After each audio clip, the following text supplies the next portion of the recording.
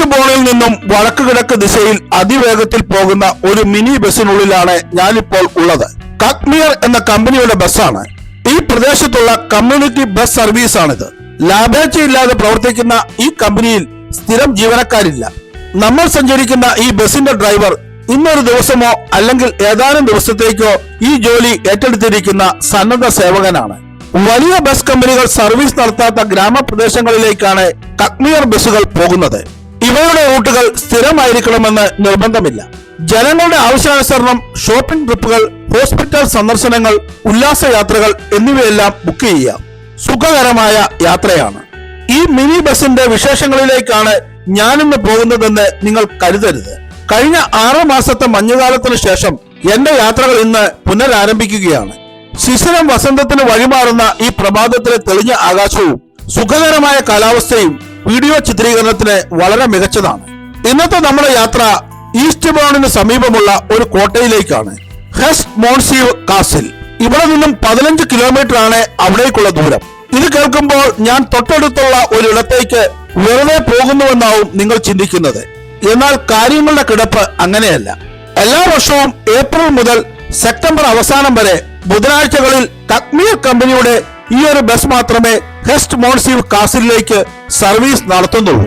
ഉച്ച കഴിഞ്ഞ് 2:30 ബസ് തിരികെ പോന്നാൽ പിന്നെ ബസ് കിട്ടുന്നിടത്തേക്ക് കാസിലിൽ നിന്നും 1 മണിക്കൂർ ദൂരം നടക്കണം. സ്വന്തമായി വാഹനമുള്ളവർക്ക് എല്ലാ ദിവസവും രാവിലെ 10 മുതൽ വൈകിട്ട് 5 വരെ ഹെസ്റ്റ് മോൺസീവിലേക്ക് യാത്ര സാധ്യമാണ്. ഈ ബസ്സിൽ ഇപ്പോൾ എനിക്കൊപ്പം 5 പേർ മാത്രമാണുള്ളത്. കാസിലിന്റെ വിശേഷങ്ങൾ ഇനി അവിടെ എത്തിയിട്ട് പറയാം. വിശാലമായ പുൽമേട്ടിലൂടെയാണ് ഞങ്ങൾ കടന്നു പോകുന്നത്. മനോഹരമായ റോഡാണ്, എന്നാൽ വീതി തീരെയില്ല. കാൽനടക്കാർക്ക് ഇതിലെയുള്ള സഞ്ചാരം അസാധ്യമാണ്. ഇതിനിടെ ഏതാനും വാഹനങ്ങൾ കടന്നു പോകുന്നുണ്ട്. സമീപത്തെങ്ങും ഒരു കട പോലും കാണുന്നില്ല. തീർത്തും വിജനമായ പ്രദേശം. ഈ ബസ് 2:30-ക്ക് തിരികെ കിട്ടിയില്ലെങ്കിൽ ഈ പ്രദേശത്തു നിന്നും എങ്ങനെ മടങ്ങുമെന്നാണ് ഞാനിപ്പോൾ ചിന്തിക്കുന്നത്. ബസ് കാസിൽ പരിസരത്തേക്ക് എത്തിച്ചേർന്നിരിക്കുന്നു. ഞങ്ങളുടെ ഡ്രൈവർ പീറ്റർ ആളല്പം രസികനാണ്. കക്ഷിക്ക് 70-നോടടുത്ത് പ്രായം കാണും. യുവാക്കളെ പോലെ തമാശകൾ പറഞ്ഞും പൊട്ടിച്ചിരിച്ചുമാണ് ഡ്രൈവിംഗ്. പ്രായം തളർത്താത്ത ഈ പോരാളി ബസ് പറപ്പിക്കുകയായിരുന്നു. അകലെ കൂറ്റൻ കൊട്ടാരക്കെട്ട് മരച്ചില്ലകൾക്കിടയിലൂടെ അനാവരണമായി. ഈസ്റ്റ് സസെക്സ് കൗണ്ടിയിലെ വീൽഡ് ജില്ലയിലെ ഒരു തനി ഗ്രാമമാണ് ഹെസ്റ്റ് മോൺസീവ്. 1441 സർ ജോർജ് ഫെന്നസ് എന്ന പ്രഭുവാണ് ഈ കോട്ടയുടെ നിർമ്മാണം ആരംഭിച്ചത്. പൂർണ്ണമായും ചുടുകട്ട കൊണ്ടാണ് കോട്ട നിർമ്മിച്ചിരിക്കുന്നത്. ബ്രിട്ടനിലെ ഇത്തരത്തിലുള്ള ആദ്യ നിർമ്മിതിയും ഹെസ്റ്റ് മോൺസീവ് ആണ്. കോട്ടയെന്ന് കേൾക്കുമ്പോൾ യുദ്ധങ്ങളും പടയോട്ടങ്ങളുമാകും നിങ്ങളുടെ മനസ്സിലേക്ക് എത്തുന്നത്. എന്നാൽ ഇത് യുദ്ധപ്രതിരോധത്തിന് ഏതെങ്കിലും ഭരണാധികാരി നിർമ്മിച്ചതല്ല. യഥാർത്ഥത്തിൽ കോട്ട എന്നതിനേക്കാൾ കൊട്ടാരമെന്നോ അല്ലെങ്കിൽ കൂറ്റൻ ബംഗ്ലാവെന്നോ ആണ് ഇതിനെ വിളിക്കേണ്ടത്. 4 വശവും വെള്ളത്താൽ ചുറ്റപ്പെട്ട കിടങ്ങിന് നടുവിലാണ് കോട്ട നിലനിന്നിരുന്നത്. ഇന്നിപ്പോൾ തെക്ക് കിഴക്ക് ഭാഗത്ത് മാത്രമാണ് കിടങ്ങും വെള്ളവും ഉള്ളത്. കാഴ്ചയ്ക്ക് മനോഹരമായ തടാകമാണ്. എന്നാൽ ഇതിനുള്ളിൽ അപകടകാരികളായ മത്സ്യങ്ങളും മറ്റ് ജലജീവികളുമുണ്ട്. ആരെങ്കിലും തടാകം മുറിച്ചു കടന്ന് കോട്ടയിലേക്ക് എത്താതിരിക്കാൻ ജലജീവികളെ ഇതിനുള്ളിൽ നിക്ഷേപിക്കുകയായിരുന്നു. 1993 മുതൽ കാനഡയിലെ കിൻസ്റ്റൺ ക്യൂൻ യൂണിവേഴ്സിറ്റിയാണ് കോട്ടയുടെയും ചുറ്റുമുള്ള 300 ഏക്കർ ഭൂമിയുടെയും ഉടമസ്ഥർ. ഹെസ്റ്റ് മോൺസീവ് കോട്ടയുടെ വിശേഷങ്ങളിലേക്ക് നമുക്ക് വഴിയെ സഞ്ചരിക്കാം. ഇംഗ്ലണ്ടിലെ ഗ്രേഡ് 2 സംരക്ഷിത കേന്ദ്രങ്ങളുടെ പട്ടികയിൽ ഉൾപ്പെടുന്ന നിർമ്മിതിയാണിത്. എന്നാൽ ഇവിടുത്തെ ഒരു കാര്യങ്ങളിലും ഈ രാജ്യത്തിന്റെ ഭരണാധികാരികൾക്കോ രാജ്യത്തിനോ നേരിട്ട് ബന്ധമില്ല. അതെല്ലാം കാനഡയിലെ ക്യൂൻസ് യൂണിവേഴ്സിറ്റിയാണ് നോക്കുന്നത്. ഈ നടപ്പാതയിലൂടെ വേണം കോട്ടയിലേക്ക് പ്രവേശിക്കേണ്ടത്. ഇഷ്ടിക അടുക്കി നിർമ്മിച്ച പാത, അതിനു മുകളിൽ മനോഹരമായി കല്ലു പാകിയിരിക്കുന്നു. നടവഴി കടന്ന് നേരെ എത്തുന്നത് ഒരു നടുത്തളത്തിലേക്കാണ്. ഇതിനു ചുറ്റുമാണ് ഈ ബൃഹത്തായ കെട്ടിടം. നടുമുറ്റം മനോഹരമായ പുൽത്തകിടിയാണ്. അതിനു ഒത്ത നടുവിലെ നടവഴിക്ക് ഇരുവശവും പച്ചപ്പിന്റെ ഒരു മതിൽ. ടുലിപ്സ് പൂക്കളാണ് വിരിഞ്ഞു നിൽക്കുന്നത്. ഇന്നാട്ടിലും നെതർലാൻഡ്സിലും നമ്മുടെ കാശ്മീരിലുമൊക്കെ ഏക്കർ കണക്കിന് ടുലിപ്സ് പാടങ്ങളുണ്ട്. ഒരു കാലത്ത് സ്വർണത്തേക്കാൾ വിലയുള്ള പുഷ്പങ്ങളായിരുന്നു ടുലിപ്സ്. ഇന്ന് ധാരാളം പേർ ഈ കോട്ട കാണാൻ എത്തിയിട്ടുണ്ട്. മനോഹാരിതയ്ക്കൊപ്പം യക്ഷിക്കഥകളും നിറഞ്ഞതാണ് ഹെസ്റ്റ് മോൺസീവിന്റെ ചരിത്രം. രാത്രികാലത്തേക്ക് ഇവിടെ കടന്നു വരുവാൻ ഇന്നും ആളുകൾക്ക് ഭയമാണ്. ആ കഥകൾ പലതും ഞാൻ എന്റെ മകനിൽ നിന്നാണ് അറിഞ്ഞത്. ദുരൂഹമായ ഈ കോട്ടയിലേക്കാണ് ഞാൻ പോരുന്നതെന്ന് മനസ്സിലാക്കിയ മകൻ തോമാച്ചനും ഈ യാത്രയിൽ ഇന്ന് എന്നോടൊപ്പം കൂടിയിട്ടുണ്ട്. നിരവധി പ്രേതങ്ങൾ ഈ കോട്ടയിൽ ഉണ്ടെന്നാണ് പറയപ്പെടുന്നത്. അതിൽ ഏറ്റവും പ്രചാരത്തിലുള്ളത് ചാരനിറത്തിലുള്ള നീളം കുപ്പായം ധരിച്ച ഒരു യുവതിയുടേതാണ്. അവൾ ഈ കൊട്ടാരത്തിലെ ഒരംഗമായിരുന്നു. ദുരൂഹ സാഹചര്യത്തിൽ മരിച്ചു. കൊലപാതകമാണെന്ന സംശയവും പറഞ്ഞു കേൾക്കുന്നുണ്ട്. 15-16 നൂറ്റാണ്ടുകളിലൊന്നിലാണ് അവൾ ഇവിടെ ജീവിച്ചിരുന്നതെന്നാണ് ഐതിഹ്യം. രാത്രികാലങ്ങളിൽ ഈ കോട്ടയുടെ ഇടനാഴികളിൽ അവളെ കണ്ടതായി പലരും സാക്ഷ്യപ്പെടുത്തിയിട്ടുണ്ട്. അടഞ്ഞുകിടക്കുന്ന മുറികളിൽ നിന്നും ഗോവണിപ്പടികളിൽ നിന്നും സ്ത്രീയുടെ കാൽപെരുമാറ്റം കണ്ടതായും പലരും പറയുന്നു. അവൾ കടന്നു വരുന്ന സമയത്ത് പകൽ പോലും ഇളം കാറ്റ് പരിസരമാകെ തഴുകി കടന്നു പോകുമെന്നും പരക്കെ വിശ്വസിക്കപ്പെടുന്നു. ഇത്തരം കഥകളൊക്കെ വിശദമായി മനസ്സിലാക്കാൻ തന്നെയാണ് എന്റെ തീരുമാനം. അതിനായി ഉച്ച കഴിഞ്ഞ് കോട്ടയിലെ മുറികളിലേക്ക് ഞാൻ ഒരു ഗൈഡഡ് ടൂർ ബുക്ക് ചെയ്തിട്ടുണ്ട്. നടുത്തളത്തിൽ നിന്നും പുറത്തേക്ക് ഇറങ്ങുകയാണ്. ഇതാണ് ഇവിടുത്തെ റിസപ്ഷൻ ഏരിയ. അവിടെ ഒരു ടിവിയിൽ കോട്ടയുടെ ആകാശക്കാഴ്ച മനോഹരമായി പ്രദർശിപ്പിച്ചിരിക്കുന്നു. ചുളിവിൽ ലഭിച്ച ആ ദൃശ്യങ്ങൾ ഞാൻ ആവോളം ക്യാമറയിലാക്കി. കോട്ടയുടെ പടിഞ്ഞാറ് വശത്തെ കഫേ ഏരിയയിലേക്കാണ് ഞങ്ങൾ നടന്നിറങ്ങുന്നത്. ഇവിടെ ധാരാളം പേർ ലഘുഭക്ഷണവും പാനീയവും കഴിച്ചിരിക്കുന്നു. ചെസ്നട്ട് ടീ റൂം എന്നാണ് ഈ ഭാഗം അറിയപ്പെടുന്നത്. ഇവിടെ കാണുന്ന മിക്കവരും കോട്ടയ്ക്കുള്ളിലെ ടൂർ ബുക്ക് ചെയ്തവരാണ്. 12:30 ടൂർ ആരംഭിക്കും. ഞാൻ 2 മണിയുടെ ടൂറാണ് ബുക്ക് ചെയ്തിരിക്കുന്നത്. ടൂർ ആരംഭിക്കുന്നതിന് മുമ്പ് ഈ എസ്റ്റേറ്റിലും പൂന്തോട്ടങ്ങളിലും ഒന്ന് കറങ്ങി മടങ്ങി വരണം. വിശാലമായ പ്രദേശത്ത് സജ്ജീകരിച്ചിരിക്കുന്ന കഫേ ഏരിയയിൽ നിന്നും കോട്ടയിലേക്ക് നോക്കുമ്പോഴാണ് അതിന്റെ വലുപ്പം നമ്മെ അത്ഭുതപ്പെടുത്തുന്നത്. ലക്ഷക്കണക്കിന് ഇഷ്ടികകളും സുർക്കിയും ചേർത്താണ് ഈ കോട്ട നിർമ്മിച്ചിരിക്കുന്നത്. ഇഷ്ടികകൾ ഈ പരിസരത്ത് നിന്നുള്ള കളിമണ്ണ് കൊണ്ട് തന്നെയാണ് ഉണ്ടാക്കിയത്. മധ്യകാല നിർമ്മിതിയുടെ സൗന്ദര്യം ഒട്ടും ചോർന്നു പോകാതെ ഇന്നും കാത്തു സൂക്ഷിക്കുന്ന കഫേ കാണാൻ നല്ല ചന്തമുണ്ട്. നൂറ്റാണ്ടുകൾ പഴക്കമുള്ള വൃക്ഷങ്ങളുടെ തണലേറ്റ് ആ കെട്ടിടം അങ്ങനെ നിൽക്കുന്നു. ഈ പരിസരത്തെ മരങ്ങൾക്ക് 10 നൂറ്റാണ്ടുകളടുത്ത കാലപ്പഴക്കം കണക്കാക്കുന്നു. നമ്മളിപ്പോൾ കടക്കുന്നത് കോട്ടയുടെ വലതുവശത്തെ ഉദ്യാനത്തിലേക്കാണ്. കോട്ടയ്ക്കും ഉദ്യാനത്തിനുമിടയിൽ കിടങ്ങുണ്ടെങ്കിലും ഇവിടെ ഇപ്പോൾ വെള്ളമില്ല. ഈ ഉദ്യാന ഭാഗം എലിസബത്ത് ഗാർഡൻ എന്നാണ് അറിയപ്പെടുന്നത്. ബ്രിട്ടനിലെ 1-ാം എലിസബത്ത് രാജ്ഞിയുടെ ഭരണകാലത്ത് 1570-ലാണ് ഇത് നിർമ്മിക്കപ്പെട്ടത്. ചുവന്ന ടുലിപ്സ് പൂക്കളും പേരറിയാത്ത മനോഹര പൂക്കളും കണ്ട് സോസർ മംഗോളിയ മരത്തിന്റെ സമീപത്തേക്കാണ് എത്തിയിരിക്കുന്നത്. ഞാൻ മുന്നോട്ട് നടന്നു. ഇതാ ഇവിടെ സുന്ദരികളായ 2 ഉദ്യാന പാലികമാർ തങ്ങളുടെ ജോലിയിൽ വ്യാപൃതരാണ്. നിറഞ്ഞ പുഞ്ചിരിയോടെയാണ് അവർ എന്നെ വരവേൽക്കുന്നത്. ഇത്തരം നാടുകളിലെ പൂന്തോട്ട സംരക്ഷണത്തെ കുറിച്ചാണ് ഞാനിപ്പോൾ ചിന്തിക്കുന്നത്. ഒക്ടോബർ അവസാനം മുതൽ മാർച്ച് പകുതി വരെ നീണ്ടുപോകുന്ന മഞ്ഞുകാലത്ത് പൂക്കളും ചെടികളുമെല്ലാം നശിച്ചു പോകും. അവയെ വീണ്ടും നട്ടുനനച്ച് ഏപ്രിൽ അവസാനമാകുമ്പോൾ യൂറോപ്പിലെ എല്ലാ ഉദ്യാനങ്ങളും നയന മനോഹരമാക്കും. ഈ പടികൾ കയറി എത്തുന്നത് സൺഡേ റോസ് ഗാർഡൻ എന്ന ഉദ്യാനത്തിലേക്കാണ്. ഇവിടുത്തെ റോസാ ചെടികൾ മഞ്ഞുകാലത്തിനു ശേഷം പൂവിട്ട് വരുന്നതേ ഉള്ളൂ. ഈ അർത്ഥകായ പ്രതിമ ബ്രിട്ടനിലെ ആദ്യ റോയൽ അസ്ട്രോണിമർ എന്ന് വിളിക്കപ്പെടുന്ന ജോർജ് ഫ്രാൻസിയുടേതാണ്. ജ്യോതിശാസ്ത്രത്തിൽ 3000-ഓളം നക്ഷത്രങ്ങളുടെ സ്ഥാനം കൃത്യമായി നിർണയിച്ച വ്യക്തിയാണ് അദ്ദേഹം. പിന്നിൽ കാണുന്നത് വലിയൊരു സൂര്യ ഘടികാരമാണ്. ഇതിൽ സൂര്യന്റെ നിഴലിനെ അടിസ്ഥാനമാക്കിയാണ് സമയഗണന. വൃത്തത്തിന് നടുവിലെ നാട്ടി നിർത്തിയിരിക്കുന്ന ഇരുമ്പ് ദണ്ടിന്റെ നിഴൽ പതിക്കുന്നത് വൃത്തത്തിലെ ഏത് നമ്പറിലാണെന്ന് നോക്കിയാണ് സമയനിർണയം. ഈ ഉദ്യാനം കളിക്കുവാനും ഉല്ലസിക്കുവാനുമുള്ള ഇടമല്ല, ചിന്തിക്കുവാനും ശാന്തമായി വായിക്കുവാനുമാണ് ഇവിടം പ്രയോജനപ്പെടുത്തേണ്ടതെന്ന സന്ദേശമാണ് റീഡിംഗ് വുമൺ എന്ന ഈ പ്രതിമ നൽകുന്നത്. കാസിലിലെ പ്രേതകഥകളിൽ ചിലതിന്റെ ലൊക്കേഷൻ ഈ പ്രദേശമാണെന്ന് പറയപ്പെടുന്നു. രാത്രികാലങ്ങളിൽ മനുഷ്യരുടെ കാലടികൾ കേൾക്കുമെന്നും മരങ്ങളിൽ നിന്ന് അസാധാരണമായ കാറ്റ് വീശുമെന്നും പലരും പറഞ്ഞു കേൾക്കുന്നു. ഈ ചെറിയ വിശ്രമ ഇടം കടന്നെത്തുന്നത് ഷേക്സ്പിയർ ഗാർഡൻസിലേക്കാണ്. വില്യം ഷേക്സ്പിയറുടെ കഥാപാത്രങ്ങളെ ആസ്പദമാക്കിയാണ് ഇത് ഡിസൈൻ ചെയ്തിരുന്നത്. എന്നാൽ ഇപ്പോൾ പുനർനിർമ്മാണ ജോലികൾ നടന്നു വരികയാണ്.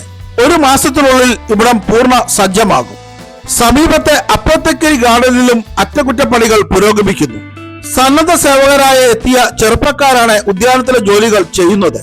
പുതിയ ചെടികൾ നട്ടുപിടിപ്പിക്കുകയും കലാചാരുതയോടെ ഗാർഡൻ ഒരുക്കുന്നതുമെല്ലാം ഈ സന്നദ്ധ പ്രവർത്തകർ തന്നെയാണ്. നോക്കൂ, എന്ത് മനോഹരമായ ആശയമാണ് ഇവിടെ നടപ്പാക്കപ്പെടുന്നത്. സ്വന്തം നാട്ടിലെ ഒരു ചരിത്ര സ്ഥലത്തെ മോടി പിടിപ്പിക്കുവാൻ യുവതി യുവാക്കൾ സ്വയം സന്നദ്ധരായി എത്തിയിരിക്കുന്നു. ഒരാഴ്ചയോ ഏറിയാൽ 1 മാസമോ അവർ ഇവിടെ പണിയെടുക്കുന്നു. പുതിയ യന്ത്രങ്ങൾ ഉപയോഗിക്കുവാൻ പഠിക്കുന്നു. ഇവിടം സന്ദർശിക്കുവാൻ എത്തുന്നവർക്കായി സ്വന്തം നാടിന്റെ പാരമ്പര്യവും പ്രൗഢിയും കൂടുതൽ മിഴിവോടെ അണിയിച്ചൊരുക്കുകയാണ് ഇവർ. ഷൂട്ടിങ്ങിനിടയിൽ എന്റെ സഹയാത്രികൻ എവിടേക്കോ തനിച്ചു പോയിരിക്കുന്നു. പ്രേതകഥകൾ ധാരാളം കേട്ടിട്ടുള്ള ഇടമാണ്. ഇതുവരെ ഇതിലെ ആരും തനിച്ചു പോകുന്നതായി ഞാൻ കണ്ടില്ല. അതിനൊരു പശ്ചാത്തലവുമുണ്ട്. നൂറ്റാണ്ടുകൾക്ക് മുമ്പ് ഈ കോട്ടയിലെ ഡ്രമ്മറായിരുന്ന 17 വയസ്സുള്ള ഒരു പയ്യനെ ചുറ്റിപ്പറ്റി വികസിച്ച കഥയാണത്. ഒരിക്കൽ അവരെ ഈ കാട്ടിലൂടെ ചിലർ പറഞ്ഞയച്ചു. അവന്റെ കയ്യിലുള്ള ഡ്രമ്മിന്റെ ശബ്ദത്തിൽ നിന്നും ആൾ എവിടെയുണ്ടെന്ന് മനസ്സിലാക്കി ആ ദിശയിലേക്ക് പോകുവാനായിരുന്നു മറ്റുള്ളവരുടെ പ്ലാൻ. എന്നാൽ കുറച്ചു നേരത്തിനു ശേഷം ഡ്രമ്മിന്റെ ശബ്ദം നിലച്ചു. ഈ കാട്ടിലെ ചതിപ്പിലോ അല്ലെങ്കിൽ കോട്ടയിലെ തുരങ്കങ്ങളിൽ ഒന്നിലോ ഡ്രമ്മർ ബാലൻ അപ്രത്യക്ഷനായി. നൂറ്റാണ്ടുകൾ പലത് കഴിഞ്ഞെങ്കിലും അവന്റെ ഡ്രമ്മിന്റെ ശബ്ദം ഈ പ്രദേശത്ത് പലപ്പോഴും കേൾക്കുന്നതായി പറയപ്പെടുന്നു. അത്തരം കഥകൾ നിറഞ്ഞൊരിടത്താണ് എന്റെ മകനെ കാണാതായിരിക്കുന്നത്. ചെറിയൊരു ഉൾഭയം തോന്നാതിരുന്നില്ല. അപ്പോഴതാ കാടിന്റെ മറുതലക്കിൽ നിന്ന് അവൻ നിർഭയം നടന്നു വരുന്നു. ഈ കാണുന്ന തടാകം കാസിലിലേക്കായി ചുടുകട്ടകൾ നിർമ്മിക്കുവാൻ കളിമണ്ണ് എടുത്ത പ്രദേശമാണെന്ന് തോന്നുന്നു. മറുകരയിൽ ഒരു ചെറിയ ഫാം ഹൗസ് ഉണ്ട്. നല്ല ആഴമേറിയ തടാകമാണ്. തടാകക്കരയിൽ ശാന്തമായിരുന്ന് ഇന്നത്തെ ഉച്ചഭക്ഷണം കഴിക്കുവാനാണ് ഞങ്ങളുടെ തീരുമാനം. ചുറ്റും ദേവദാരു വൃക്ഷങ്ങൾ നിറഞ്ഞെടുത്ത് കല്ലുകൊണ്ട് നിർമ്മിച്ച ബെഞ്ചിൽ ഞങ്ങൾ ഇരുന്നു. അല്പനേരത്തെ വിശ്രമത്തിനു ശേഷം വന്ന വഴിയെ മടങ്ങി. ഇനി ഗൈഡഡ് ടൂറിൽ പങ്കെടുക്കണം. ഞങ്ങളെത്തുമ്പോൾ ടൂർ ആരംഭിക്കുകയാണ്. കോട്ടയുടെ കാലപ്പഴക്കവും നിർമ്മാണ രീതികളുമെല്ലാമാണ് ഗൈഡ് വിവരിക്കുന്നത്. അവർ ഞങ്ങളെ കോട്ടയ്ക്കുള്ളിലേക്ക് നയിച്ചു. ഞങ്ങൾ ഇവിടേക്ക് കയറി വന്ന വഴിയിലൂടെ തന്നെയാണ് പോകുന്നത്. നടുത്തളത്തിലെ ഉദ്യാനത്തിൽ നിന്നും നാം കേട്ട പ്രേതകഥകൾ ഹാസ്യരൂപത്തിൽ അവർ വിവരിച്ചു. ഇനി നേരെ കോട്ടയുടെ അകത്തളത്തിലേക്ക് കടക്കുകയാണ്. കനത്ത വാതിലുകൾ കടന്ന് ഇടനാഴിയിലൂടെ മുന്നോട്ട് നടന്നു. ഡ്രമ്മറും ചാരനിറത്തിലുള്ള ഗൗൺ ധരിച്ച സുന്ദരിയും പിന്നെ പേരറിയാത്തവരായ നിരവധി നിഗൂഢ ശക്തികളും ഉണ്ടെന്ന് കരുതുന്ന വഴികളാണിവ. അവിടമെല്ലാം പിന്നിട്ട് ഒരു വലിയ നെരിപ്പോളിന് സമീപത്തേക്കാണ് എത്തിയിരിക്കുന്നത്. ഗൈഡ് നെരിപ്പോളിന് മുന്നിൽ നിന്നും വീണ്ടും കഥകൾ പറഞ്ഞു തുടങ്ങി. ഇപ്പോൾ എത്തിച്ചേർന്നിരിക്കുന്നത് നാം മുമ്പ് പറഞ്ഞ ഡ്രമ്മർ ഉപയോഗിച്ചിരുന്ന മുറിയിലേക്കാണ്. അവിടെയും ഗൈഡ് കഥ പറച്ചിൽ തുടരുന്നു. ഈ മുറിയുടെ മേൽക്കൂരയുടെ ഭംഗിയാണ് എന്നെ ഏറെ ആകർഷിച്ചത്. ദേവദാരു വൃക്ഷങ്ങൾ പാനൽ ചെയ്ത ഭിത്തി മുറിയെ കൂടുതൽ പ്രൗഢമാക്കുന്നു. മുറിയിൽ ഒരിടത്ത് ദുരൂഹ സാഹചര്യത്തിൽ കാണാതായ ബാലന്റെ ഒരു ഡ്രം സൂക്ഷിച്ചിട്ടുണ്ട്. തടി പാകിയ ചെറിയ ഇടനാഴിയിലൂടെ മുന്നോട്ട് നടന്നു. ഇവിടുത്തെ എല്ലാ തൂണുകളിലും കൊത്തുപണികളോട് കൂടിയ രൂപങ്ങൾ സ്ഥാപിച്ചിട്ടുണ്ട്. വലിയ പരവതാനികളാണ് ഈ മുറിയിൽ തൂക്കിയിട്ടിരിക്കുന്നത്. അലങ്കാരങ്ങൾ പലതുമുള്ള നൂറ്റാണ്ടുകൾ പഴക്കമുള്ള ഈ പരവതാനികൾക്ക് കോടികൾ വിലമതിക്കും. ചാര ഗൗൺ ധരിച്ച് കോട്ടയിലൂടെ ഇന്നും അലയുന്ന യുവസുന്ദരി ഉപയോഗിച്ചിരുന്ന മുറിയിലേക്കാണ് ഞങ്ങൾ കടന്നെത്തിയിരിക്കുന്നത്. ഈ കൊട്ടാരത്തിലെ ഏവരുടെയും കണ്ണിലുണ്ണിയായിരുന്നു അവളെന്നാണ് ഗൈഡ് പറയുന്നത്. അവളുടെ മരണം ഒരു ദുരന്തമായിരുന്നു. കൊല്ലപ്പെടുകയോ അപകടത്തിൽ ജീവൻ നഷ്ടപ്പെടുകയോ ആണ് ചെയ്തത്. ഈ ഗ്രാമത്തിൽ തന്നെയുള്ള ദൈവാലയത്തിലാണ് ആ യുവതിയെ അടക്കം ചെയ്തിരിക്കുന്നത്. ഹൊറർ കഥ വിവരിക്കുന്നതിൽ വലിയ ത്രില്ലാണ് ഞങ്ങളുടെ ഗൈഡിനുള്ളതെന്ന് തോന്നുന്നു. ഡ്രമ്മറുടെ മുറിയിലും അവൾ പൊടിപ്പും തൊങ്ങലും വെച്ച് കഥകളെല്ലാം സവിസ്തരം പ്രതിപാദിച്ചിരുന്നു. അവിടെ നിന്നും വിശാലമായ മറ്റൊരു മുറിയിലേക്കാണ് ഞങ്ങൾ എത്തിയിരിക്കുന്നത്. ഇത് ഒരു കോൺഫറൻസ് ഹാളാണെന്ന് തോന്നുന്നു. മുറിയുടെ ഒരു ഭാഗം വെള്ള റോസാപ്പൂക്കളാൽ മനോഹരമായി അലങ്കരിച്ചിട്ടുണ്ട്. ഈ ജനലിലൂടെ കോട്ടവളപ്പിലെ തടാകവും വിശാലമായ എസ്റ്റേറ്റും കാണുവാൻ നല്ല ഭംഗിയുണ്ട്. നിലാവുള്ള രാത്രിയിൽ ഇതിലൂടെ പുറത്തേക്ക് നോക്കി നിൽക്കുന്ന ഏതൊരാൾക്കും നിഴൽ രൂപങ്ങൾ തടാകക്കരയിൽ ഉണ്ടെന്ന് തോന്നുന്നത് സ്വാഭാവികമാണ്. ആ നിശബ്ദതയിൽ തടി പാനൽ ചെയ്ത തറയിൽ ചെറിയ ശബ്ദം പോലും വലിയ പ്രകമ്പനമായി തോന്നും. ഇവിടുത്തെ പ്രേതബാധ വെറും കിംവദന്തിയാണെന്ന് മനസ്സിനെ പറഞ്ഞു പഠിപ്പിക്കുവാനാണ് ഞാൻ ശ്രമിക്കുന്നത്. ഞങ്ങളുടെ ഗൈഡ് അപ്പോഴും നിഗൂഢതകളുടെ കെട്ടഴിക്കുകയാണ്. ടൂറിൽ പങ്കെടുക്കുന്നവരെല്ലാം പുള്ളിക്കാരിയുടെ കഥകളിൽ മുഴുകിയിരിക്കുന്നു. ഇനിയുള്ള കാഴ്ചകളിലേക്ക് പോയാൽ ഞങ്ങൾക്ക് ബസ് നഷ്ടമാകും. ഇപ്പോൾ സമയം 2:45 കഴിഞ്ഞിരിക്കുന്നു. കൂടുതൽ ഷൂട്ടിങ്ങിന് നിൽക്കാതെ ഞാനും മോനും കോട്ടയിൽ നിന്നും പുറത്തേക്കിറങ്ങി. ഞങ്ങൾക്ക് തിരികെ പോകേണ്ട ബസ് പോയി കാണുമെന്നാണ് കരുതിയത്. എന്നാൽ അത് ഉടൻ എത്തിച്ചേരുമെന്നാണ് ഈ ജീവനക്കാരൻ പറയുന്നത്. ഞങ്ങൾ അല്പം വൈകിയെങ്കിലും ദയാലുവായ ഡ്രൈവർ പാർക്കിങ്ങിൽ ഞങ്ങൾക്കായി കാത്തു നിന്നിരുന്നു. അദ്ദേഹത്തോട് നന്ദി പറഞ്ഞ് ബസ്സിനുള്ളിലേക്ക് കയറി. ഇനി തിരികെ മടങ്ങുകയാണ്. വിശാലമായ ഈ എസ്റ്റേറ്റിന് ഇതിലും മേലെ രസകരമായ മറ്റൊരു കഥ കൂടി പറയുവാനുണ്ട്. ലോകത്തിലെ വാനനിരീക്ഷണവും സമയക്രമവുമായി ബന്ധപ്പെട്ട കഥയാണത്. ഇക്കാണുന്ന ഹെസ്റ്റ് മോൺസീവ് ഒബ്സർവേറ്ററിയാണ് ആ ചരിത്ര കഥകളുടെ ആസ്ഥാനം. രേഖാംശ രേഖയുടെ അഥവാ ഗ്രീൻവിച്ച് രേഖയുടെ പഠനം 1940 മുതൽ 1957 വരെ നടന്നിരുന്ന ഇടമാണിത്. ഗ്രീൻവിച്ചിലെ കാലാവസ്ഥ മോശമായപ്പോൾ ഈ പ്രദേശത്തേക്ക് വാനനിരീക്ഷണ സംവിധാനം മാറ്റുകയായിരുന്നു. പിന്നീട് ഇവിടവും മലിനീകരിക്കപ്പെട്ടെന്ന നിഗമനത്തിൽ വലിയ ടെലസ്കോപ്പുകളും മറ്റു സംവിധാനങ്ങളും ഇവിടെ നിന്നും നീക്കി. ഇന്നിവിടം ജ്യോതിശാസ്ത്രത്തിലെ പുതിയ അറിവുകൾ നൽകുന്ന മ്യൂസിയമാണ്. ഏറെ താമസിക്കാതെ ഞാൻ ഈ മ്യൂസിയത്തിലേക്ക് ഒരു സന്ദർശനം നടത്തുന്നുണ്ട്. ബ്രിട്ടനിലെ ചരിത്ര പ്രസിദ്ധമായ ഒട്ടനവധി കേന്ദ്രങ്ങളിലൂടെ ഈ വേനൽക്കാലത്ത് യാത്രകൾ നടത്തുവാനാണ് പ്ലാൻ ചെയ്തിരിക്കുന്നത്. അത്തരമൊരു യാത്രയിൽ നമുക്ക് വീണ്ടും കാണാം. തൽക്കാലത്തേക്ക് വിടാം. Sign off, Sunish Dan Thomas.